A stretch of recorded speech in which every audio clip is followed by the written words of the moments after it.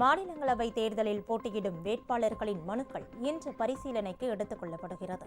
தமிழகத்திலிருந்து தற்போது மாநிலங்களவை உறுப்பினராக உள்ள வைகோ, அன்புமணி, வில்சன், அப்துல்லா, சண்முகம் மற்றும் சந்திரசேகரன் ஆகிய 6 பேரின் பதவிக்காலம் அடுத்த மாதம் 24ஆம் தேதியுடன் நிறைவு பெறுகிறது. எனவே காலியாகும் இந்த 6 இடங்களை நிரப்பிட இம்மாதம் 19ஆம் தேதி தேர்தல் நடத்தப்படுகிறது.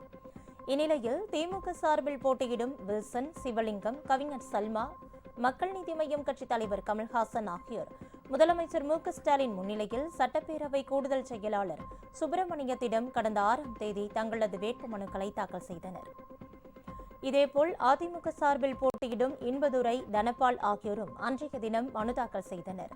ஏற்கனவே தேர்தல் மன்னன் பத்மராஜன், அக்னி ஆழ்வார் ஆகியோரும் மனு தாக்கல் செய்துள்ளனர். ஆனால் அவர்களது மனுவை சட்டமன்ற உறுப்பினர்கள் யாரும் முன்மொழியவில்லை.